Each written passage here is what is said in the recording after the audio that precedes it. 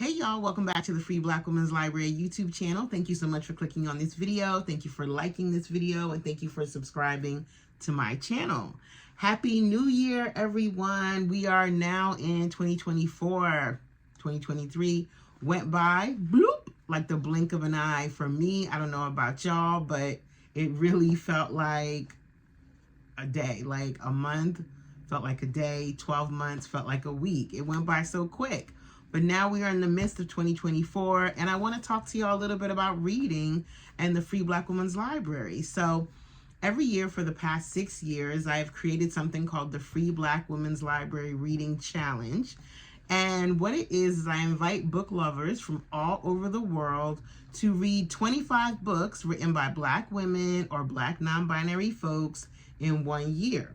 I create a series of prompts and a checklist. All those things will be linked in the description box for this video in case you want to take part. We also have a Discord filled with all the people from around the world who are doing the challenge to stay connected to each other. I'll put the link to the Discord in the description and any other pertinent information. But I wanted to share with y'all the books that I read for the challenge in 2023. So as I said, there's a list of prompts, and we select the books that we're going to read based on the prompts. Now, I happened to read 25 books in 2023, so I just made it the challenge. I just succeeded at my own challenge for for anyone who's curious. There have been times when I have done the challenge and I've read double the books. Like I remember 1 year I read 50 books, which I think might be a record for me, somewhere between 50 and 55. And there have been years where I've done the challenge and I haven't made it to that 25 mark. But I wanted to share with y'all some of the books that I read for the challenge last year. And please feel free to leave me a comment letting me know if you have read any of these books. What books are you reading right now?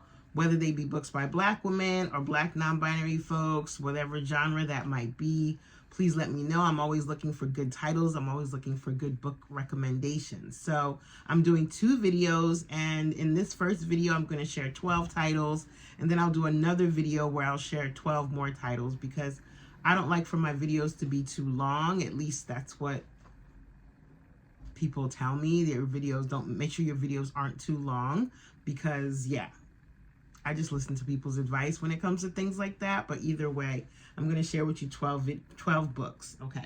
So the first book I'm going to share with you is a book called Sassafras, Cyprus, and Indigo. It's written by Intisaki Shange.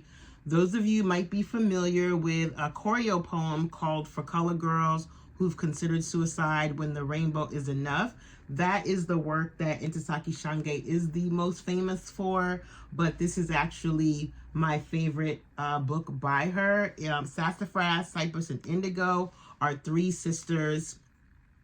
This book is very magical. It's filled with spells. It's filled with recipes, and it's filled with lots of sage advice from the mother of the 3 girls that grew up in the South, Charleston. I don't know why that word is hard for me to say. South Carolina. I love this book. It's beautifully written, and it's a really sweet story, and it's actually also very, very healing story. The way that they are being raised in this story is kind of like a dream. It's interesting because when I first read this book, I was much younger and I identified a lot with the daughters in the book. But now that I'm much older, I identify with the mom. So isn't that funny how life goes? I definitely recommend this one 100% if you are interested in looking for something that's not too heartbreaking. There is a little bit of stuff that happens in there, but it's softened by the love of the mother, which is so beautifully shown. I don't know if we would consider this magical realism, but it does have some very magical, spiritual elements to it as well. So that's Sassafras, Cyprus, and Indigo. One of the prompts in the reading challenge checklist is a classic book. Another prompt in last year's challenge was a book that centers a relationship between women, which this qualifies for. So that's that one. The next book I want to share with you is called Homebodies. Homebodies is a new book. I believe it came out last year, and it's written by Tembe Denton Hurst, and she is wonderful. We actually had a reading club session, and she came and she spoke to us about the book, writing the book, being published, and things like that. But this book is great. I really enjoyed it. It's very, very spicy. It's very, very queer. And it's kind of like coming of age, but she's an adult. So it's about a woman who posts, and it's has elements of social media in it as well. It's definitely about a coming of age, in my opinion. I know when we say coming of age, usually we mean that it's a teenage story, but I feel like there's another genre of coming of age where you're dealing with characters who are 20-somethings who go through an experience that really like opens them up and changes them for the better, possibly breaks their heart, but on the other side of that heartbreak is a deeper understanding of themselves.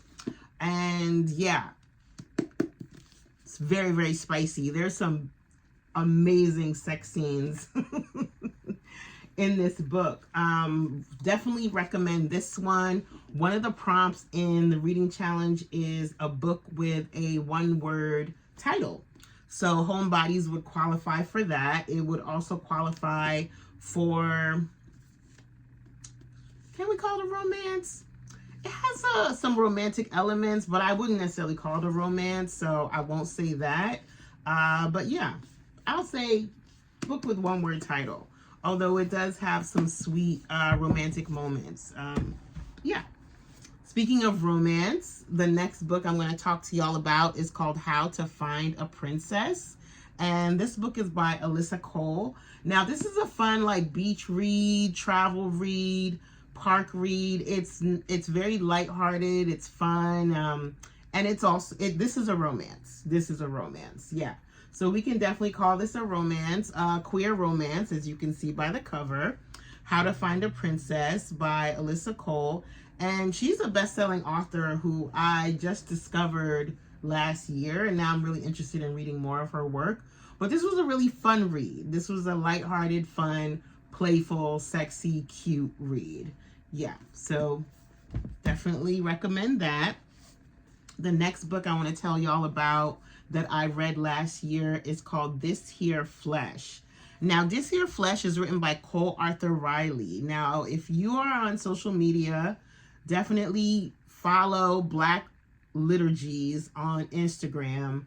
They post some really beautiful stuff. Spirituality, liberation, and the stories that make us. Now, I consider this to be in response to the prompt from the challenge, which is a book about spirituality, religion, or faith.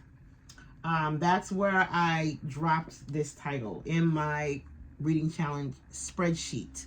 This Here Flesh is another book that we read in our reading club last year, and we had the pleasure of having Cole Arthur Riley come to the reading club to talk to us about this amazing book. Now, this book is beautiful, absolutely beautiful.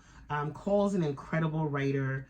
It's very touching, and it's really, this is the type of book that makes you feel and think deeply. It's very touching. This is the type of book that makes you want to journal, that makes you want to pray, that makes you want to show love, that makes you really feel a lot of things. Like, I don't know if it's possible to spoil it because it's not necessarily like a narrative story, although Cole is going through a very deep and intense experience, and she is excavating a lot of emotion in this story. But yeah, spiritual, this is my spiritual text for 2023, This Here Flesh.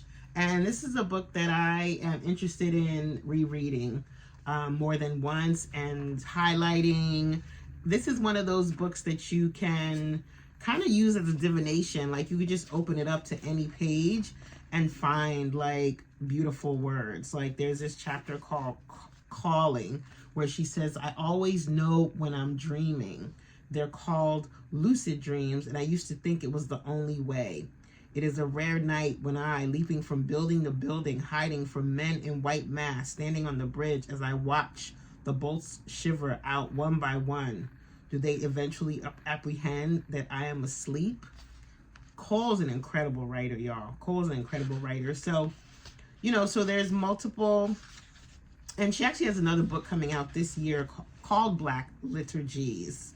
And one of the things I love about this book is the different chapter names. Like there's chapters called Dignity, Place, Wonder, Calling, Body, Belonging, Fear, Lament, Rage, Justice, Repair, Rest, Joy, Memory, Liberation. I love this book, y'all. I love this book. I actually love all the books that I've shared so far. So I'm not, you know, I'm not leaning towards one or the other.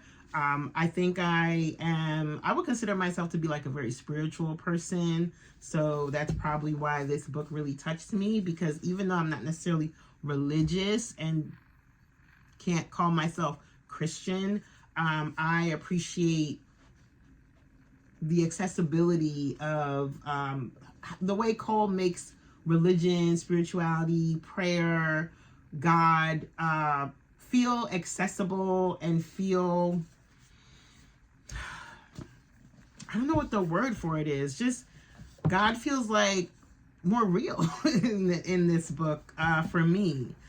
So yeah, let me keep going because I don't want my videos to be too long. This book was a reread. I've read this book a long time ago and I reread it in 2023. It's called Communion, The Female Search for Love, and it's written by Bell Hooks.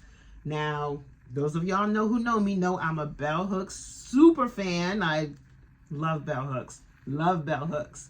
And a lot of people talk about her book, All About Love, and may not have the awareness that All About Love is actually part of a triptych. There's 3 books within the All About Love series. There's All About Love, Salvation, and Communion. Those 3 books. So if you've only read All About Love, please go read those other 2 books, Salvation and Communion. Now, I love this book, even though some of the language is very gendered, but that's okay. I feel like part of the reason why I really enjoyed this book in 2023 is because I was dealing with a lot of like heartbreak and a lot of like sadness and disappointment around romance, and just like searching for romantic love and things like that. So I revisited this book just as like a reminder on how to categorize love in my mind, how to categorize romantic love in my heart, and how to think about it differently and not think about it in terms of like, oh, it needs to look a certain way or be a certain way. And also think about the ways that love is like politicized and commodified and used and weaponized in society. So this is a good book. I recommend Communion, The Female Search of Love, just as I recommend anything by Bell Hooks. Anything. One of my goals in life is to read everything that she's ever written. So yeah. Next book that I read in 2023 for the Free Black Women's Library Challenge is called Hungry for It. This is by Fiona Zeddy, and this is erotica, baby. This is erotica. This is spicy. Now, I said Homebodies was spicy. This is extra spicy. This is caliente. This is like my fingers are burning, okay? The sex scenes in this book, off the chain. So one of the prompts in the challenge is an erotic or romantic novel. So I read this in response to that. This book was gifted to me by my friend Olive. Shout out to Olive if you're watching. And I enjoyed it so much. Like, baby girl wrote, okay? It's very rare that I like erotica. I often find that it's not written in a way where it's titillating and tantalizing for me. I was reading this on the train and I was like embarrassed. Like, ooh, if people only knew. Yeah, very good book. Hungry for It by Fiona Zeddy. lesbian erotica. Now, the next book I want to share with y'all is called Black Women Writers at Work. This is a classic. This is an incredible book. Top tier, highly recommend, especially if you're a writer, especially if you're a Black woman writer or artist or performer or creative in general. I highly recommend Black Women Writers at Work. It is a collection of interviews with some of the greatest Black women writers of our time. Alexis DeVoe, Nikki Giovanni, Gail Jones, Audre Lorde, Toni Morrison, Sonia Sanchez. Please read this book. It's interviews, and in it, look at my book, y'all. Look, I think I got caught in the rain. But I believe, yeah, this is interviews. Not I believe. It is interviews with these writers talking about their work, what makes them write, how do they make time for writing, how do they approach their writing practice, etc., like that. Highly recommend. I'm actually gifting this book to any Black woman I know who wants to be a writer who doesn't have it, because it's that important to me. Next book I'm going to share with y'all, possibly my favorite nonfiction read of 2023, Refusing Compulsory Sexuality, a Black asexual lens on our sex-obsessed culture. Now, this is written by Sharonda J. Brown. Sharonda uses they, them pronouns, FYI. And words cannot express how much I loved this book. This book is all about how, oh my God, sexuality and sex is just like shoved down our throats, like from babies, you know, like when a child is 4 and people say when a little boy, right, is 4 and they say, oh, he's going to be a lady killer. Or when you see 3-year-old girls dancing on TikTok and they're shaking their booties and people talk about, oh, why is that baby dancing like that? Like those type of weird projections that people put onto kids around like sex and sexuality when kids are just being kids, like that stuff, like the way sex is portrayed in film and TV and books, how sex is made to be like this mandatory thing that all of us need to be aiming for. Like, I love this, right? Words cannot express how much I enjoyed this book. It is beautifully written, it's accessible, it's easy to understand, and it's very well researched. It's very well researched. So there's a prompt in the challenge that goes a book that explores sex or gender nonfiction. So that's what this one fulfilled that category. And yeah, words cannot express how much I love this book. So good. Next book I read for the Free Black Women's Library Challenge in 2023 is Viola Davis's book, Finding Me. Now, I actually listened to the audiobook because I love Viola Davis's voice. And I believe she won an Emmy for the audio recording of this book. It's that good. It's that good. And this book is beautiful. It was really wonderful to hear about Viola's journey and how she stayed committed to her craft and the different barriers she faced, being born into an extremely poor family, really cash poor family, and how she like rose up out of that to become the fierce Leo thespian that she is. Definitely enjoyed Finding Me. If you love memoirs the way I do, I think you'll enjoy this one. I do love memoirs. I do love celebrity memoirs especially. Next book I want to talk to y'all about is called Take My Hand, and it's written by Dolan Perkins Valdez. I'm not sure if I said any of those words correctly. Isn't this cover?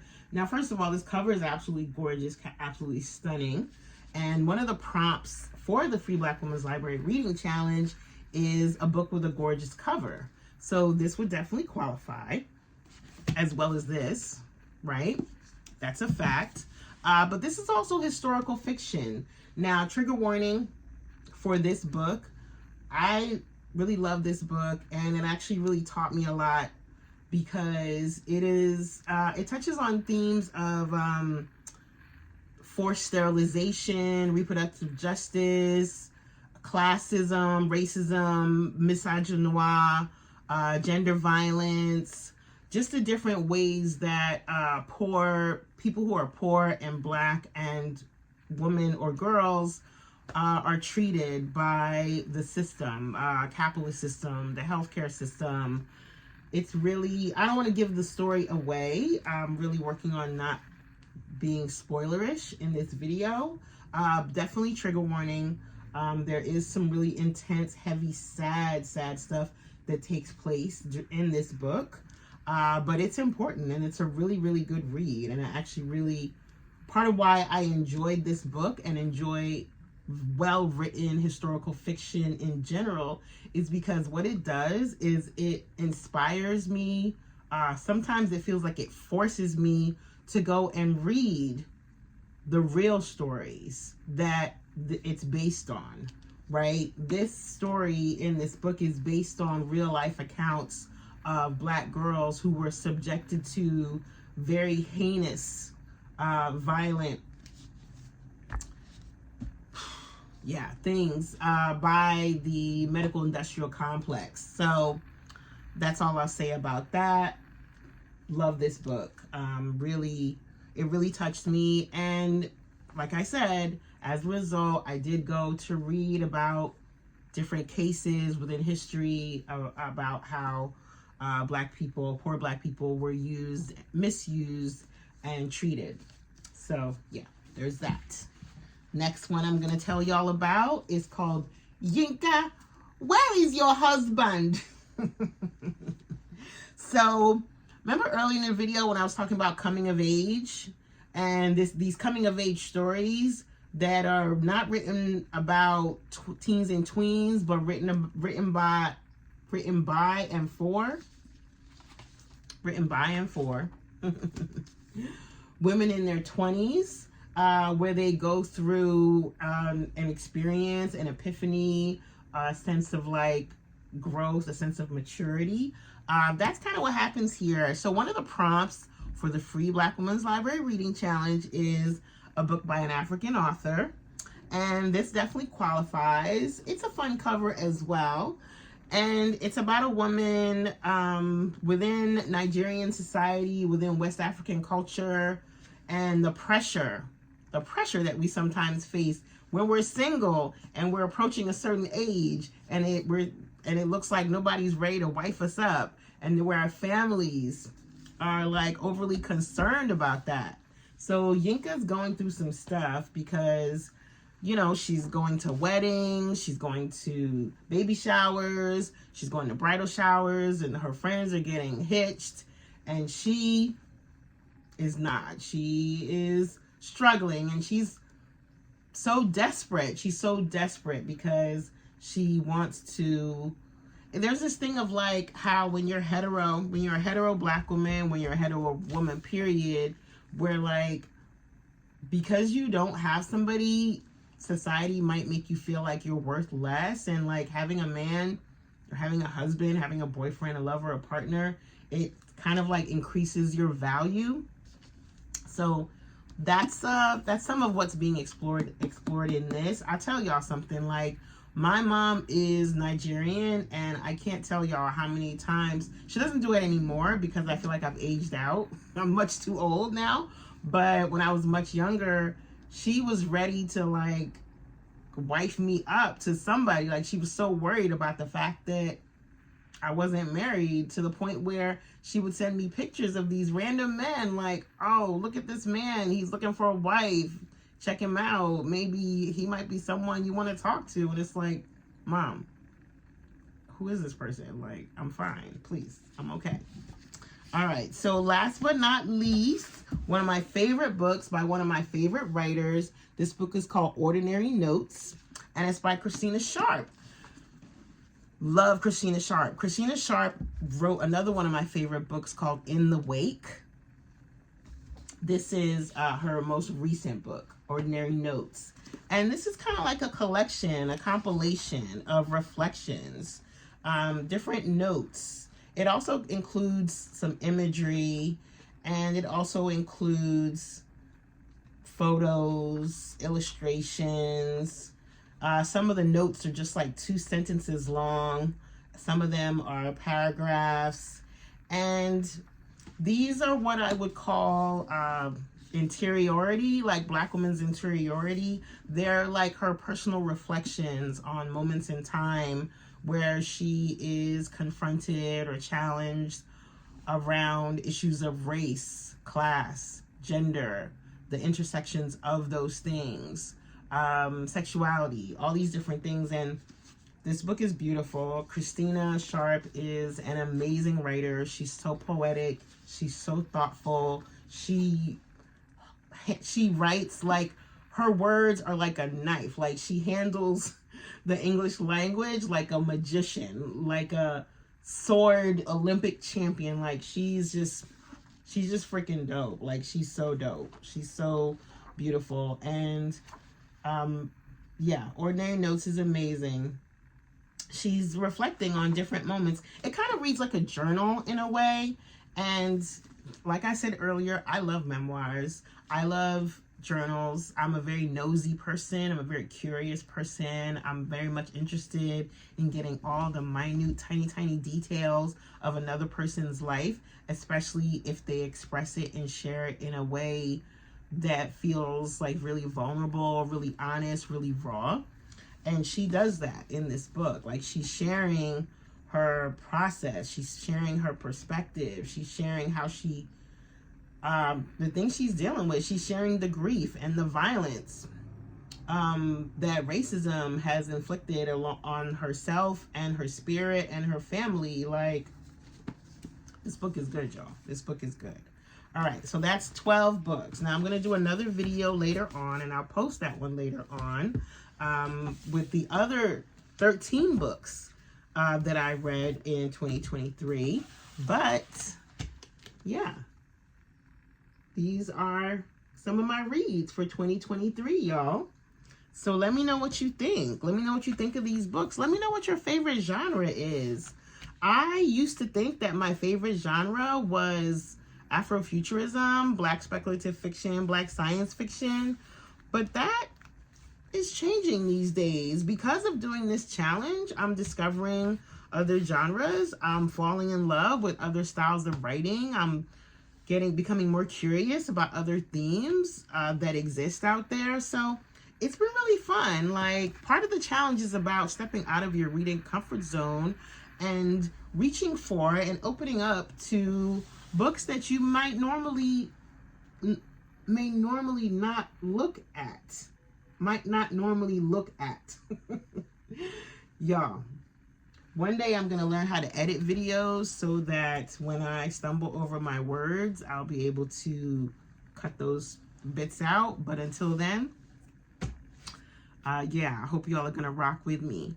Now, don't forget to like, comment, subscribe, and I'll see y'all in the next video. Bye, y'all.